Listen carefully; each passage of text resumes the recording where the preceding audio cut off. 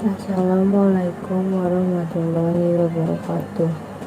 Perkenalkan, nama saya Rima Rizky Ramadanti, NIM 2019-11-1022.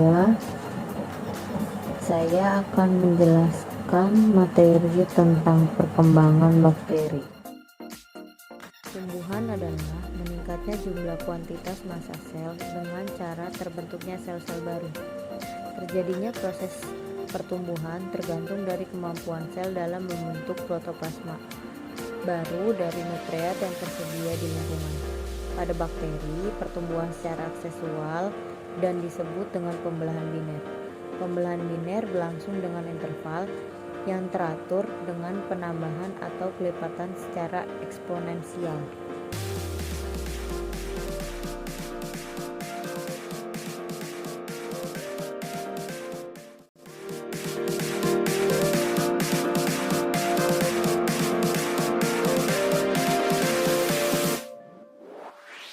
Fase yang pertama adalah fase lak atau penyesuaian.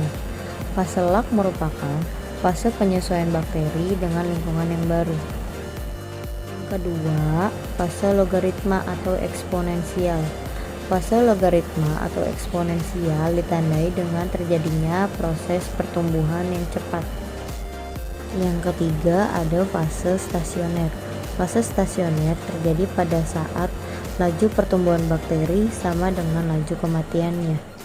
Yang keempat ada fase kematian. Fase kematian merupakan fase di mana laju kematian lebih besar.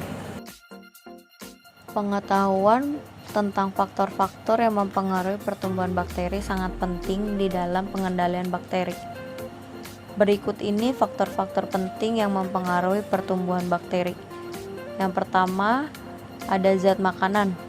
Sebagian besar bakteri yang hidup bebas dapat tumbuh baik pada ekstrak ragi. Bakteri parasit membutuhkan zat-zat khusus yang hanya terdapat dalam darah atau dalam ekstrak jaringan hewan. Banyak organisme satu senyawa seperti asam amino dapat menjadi sumber energi, sumber karbon, dan sumber nitrogen.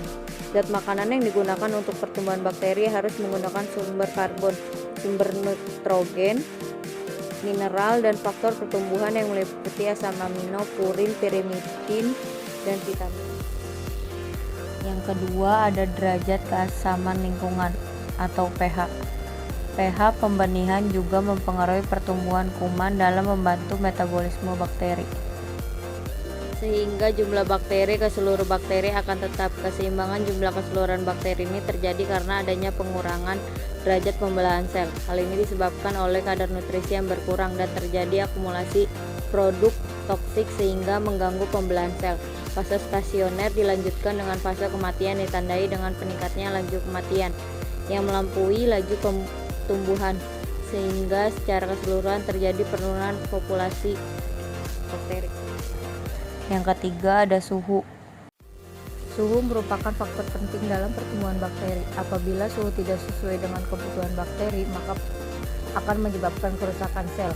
Spesies bakteri yang berbeda-beda membutuhkan suhu optimal yang beragam untuk pertumbuhannya. Menurut Umar, tahun 2008, bakteri diklasifikasikan berdasarkan suhu pertumbuhan menjadi 3 kelompok, yaitu suhu optimal, merupakan pencerminan lingkungan normal bakteri tersebut, sehingga bakteri patogen bagi manusia biasanya tumbuh optimal pada suhu 37 derajat. Rekomendasi suhu dikembangkan oleh ASAE dan IAID menetapkan bahwa suhu desain untuk ruang perawatan pasien di rumah sakit dan fasilitas rawat jalan antara 20-24 derajat Celcius. Rentan suhu ini konsisten dengan pengumpulan lampu merkuri bertekanan rendah optimal yang diharuskan pada sistem ultraviolet germinal intraduction atau UVG. Pada penelitian ini suhu dapat dikendalikan dengan menggunakan air corner atau AC. Yang keempat ada kelembapan. Ruangan dengan kelembapan di atas 75% akan menyebabkan perkembangan bakteri. Sedangkan udara yang sangat kering dapat membunuh bakteri atau menyebabkan pemberhentian kegiatan metabolisme bakteri. Yang kelima ada oksigen. Oksigen dibutuhkan untuk proses respirasi bakteri. Bakteri diklasifikasikan menjadi 3 kelompok berdasarkan kebutuhan oksigennya. Yang pertama ada aerob, yaitu bakteri yang memerlukan oksigen untuk hidupnya. Yang kedua ada anaerob, yaitu bakteri yang tidak dapat hidup apabila ada oksigen.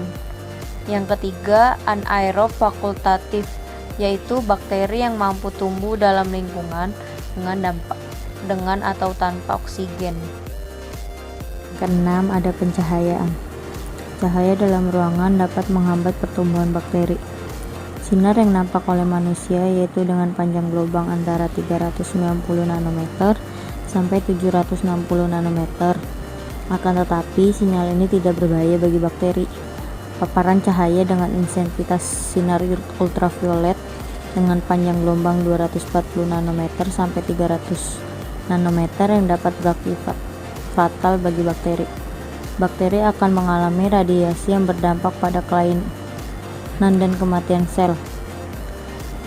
Fotoreaktivasi adalah proses di mana cahaya tampak mengaktifkan enzim yang memotong dimer-dimer timin, sedangkan enzim lain DNA polimerase menggantikan dimer timin dengan molekul timin individual, jadi mengugar DNA yang asli.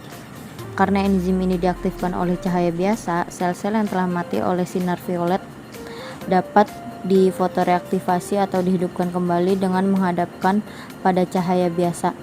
Cahaya dari luar ruangan, baik itu cahaya lampu maupun cahaya matahari, tidak dapat dikendalikan pada saat pengambilan sampel udara.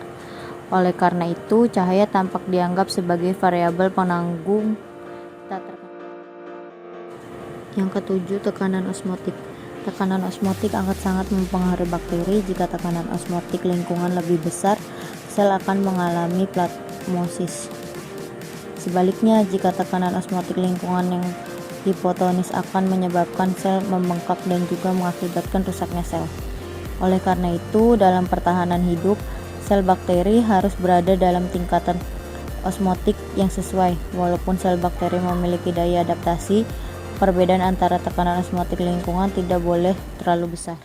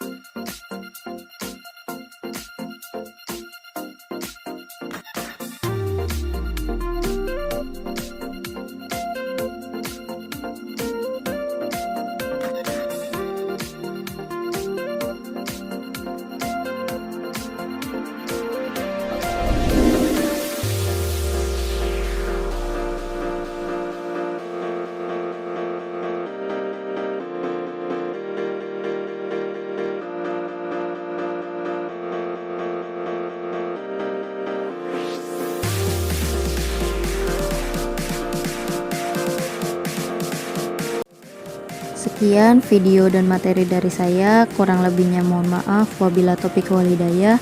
Wassalamualaikum warahmatullahi wabarakatuh.